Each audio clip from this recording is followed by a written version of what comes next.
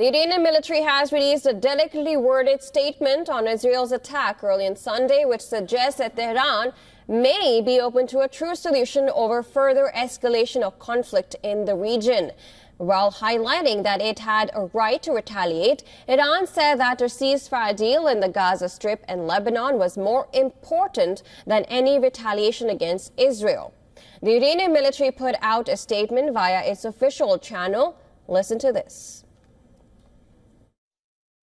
در اطلاعیه ستاد کل نیروهای مسلح ضمن تاکید بر محفوظ دانستن حق پاسخ قانونی و مشروع خود در وقت مقتضی بر لزوم برقراری آتشبس پایدار در غزه و لبنان برای جلوگیری از کشتار مردم بیپناه و مظلوم تاکید شده است. Scores of Israeli jets completed 3 waves of strikes before dawn against missile factories and other sites near Tehran and in western Iran yesterday. However, in the statement, Iran played down the attack, saying it caused only limited damage. Iran's military said the Israeli warplanes used very light warheads to target border radar systems in the provinces of Ilam, Khuzestan, and around Tehran. Further, Tehran said Tel Aviv used Iraqi airspace to launch its strikes and added that it is under the occupation, command, and control of the U.S. military, thus coming to the conclusion that the U.S.'s complicity in the crime was certain. Meanwhile, as U.S. President Joe Biden hoped that Israeli strikes against Iran are the end, Vice President and Democratic presidential candidates Kamala Harris called for de-escalation in West Asia. A couple of hours ago, I got off of a lengthy and important conversation with the president and our national security team. And of course, we maintain the importance of supporting Israel's right to defend itself. And we are also very adamant that we must see de-escalation in the region going forward, and that will be our focus.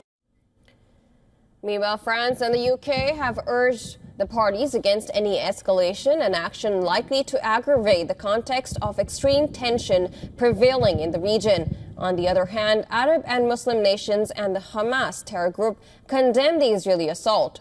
Jordan called it a violation of international law and Iran's sovereignty. Egypt expressed grave concerns over the attack, adding that it threatened regional security and stability. Turkey, on the other hand, stressed on putting an end to the Israeli terror in the region and said it has become a historical task for the establishment of peace and security. India reiterated its call to all parties to exercise restraint and return to the path of dialogue and diplomacy. Meanwhile, thousands on Saturday joined relatives and supporters for the weekly rally in Tel Aviv, underscoring that Hamas has been defeated. They asked why has the government not presented any initiative for a deal which would bring all the hostages back home.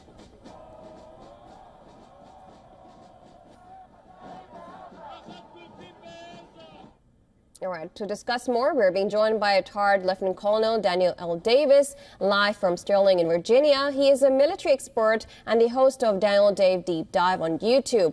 Thank you so much for joining us this time. And now the statement released by Iran after Israeli attack has stressed that necessity of establishing a sustainable ceasefire in Gaza and Lebanon.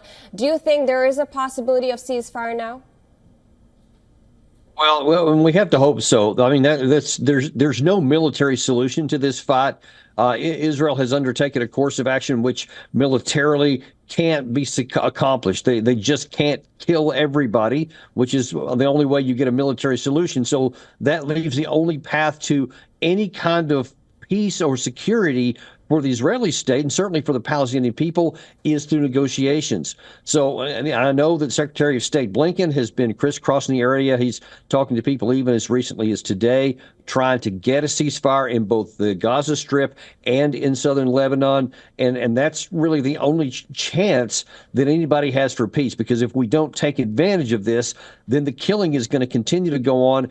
Israel is going to continue to be insecure, and they're going to continue to suffer casualties and all the losses that go with war, and there won't be any end in sight. So we certainly have to hope that's what happens. Right. And how do you think Israel will respond to this statement as well? Because PM Netanyahu, who has been called for the hostage release and all, how do you think Israel will respond now?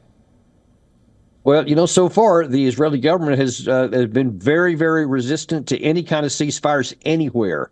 They have not taken much proactive action at all to try to get their own hostages back, which is why you see so many protests inside of Israel, especially among the family members. And even though this strike against Iran here was relatively tame in comparison to what it could have been, it has come at the expense of some of the supporters of Israel within the government. Ben Gvir and several other, Benny Gantz, to name two specific ones, were both adamant that this strike needs to not have been the end, but a beginning, and they want to continue pressing to have a victory in a war with Iran, which is just it's not in the cards. And if they continue going down that path, all it's going to do is expand the war, which, as the president of the United States said today, is not in American interest and what we're trying to avoid. So I think we dodged a bullet for the moment, but the danger is definitely not gone. Right. Now, you mentioned U.S. Now, it has been successful in restraining Israel attack in Iran. Will it be able to do so in Lebanon and Gaza and move towards a ceasefire?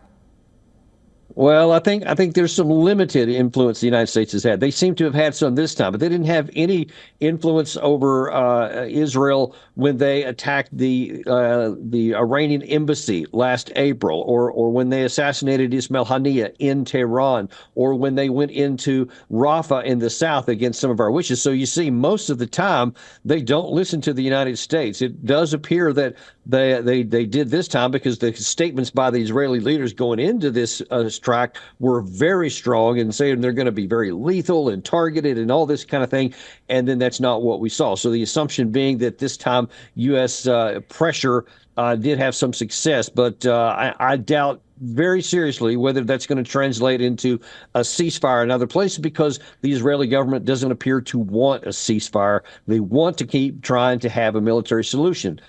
So I would like to see it, but evidence tells me in history that we're not going to succeed. Right. We know U.S. Secretary of State Anthony Blinken is in West Asia for talks towards ceasefire. Considering the U.S. elections right around the corner, how much is at stake for U.S. now to get this ceasefire done? Honestly, I think that the administration, they just want things to stay stable. I think they were, couldn't have been any happier that there wasn't a big Israeli response here right before the election. Whether they take action on the other side remains to be seen. If the administration is willing to be tougher with Israel on the other side remains to be seen. But I think that their primary interest right now is not getting a ceasefire before November 5th, but to make sure nothing bad happens between now and November 5th. Right. But looking at the result after the elections, whether the Biden administration or Trump comes in, what would it look like after that then? Well, if Trump were to somehow win the election, then that would give a lot more freedom to the Democratic side, the current administration, because they would no longer have to worry about placating any particular domestic constituency, because the election will already have been done. So they'll have a little bit more of a free hand to potentially use more leverage against Israel and open up, because they will have less risk. If the Kamala Harris wins the election, however, I think that you'll still see basically a perpetuation of the status quo. I mean, the administration will just switch, from the vice president to the president, but the policies will probably remain the same. So it probably the only thing that's going to be different is if the administration, if Harris doesn't win the election, you might see more, especially of Biden, who also, he's going to leave office one way or the other. But if Trump wins, he's been pretty emphatic that he'll do whatever Israel wants as well. So it may not have any real impact at all. All right. Thank you so much, Colin Davis, for joining us and giving us all the details. You bet. Thank you.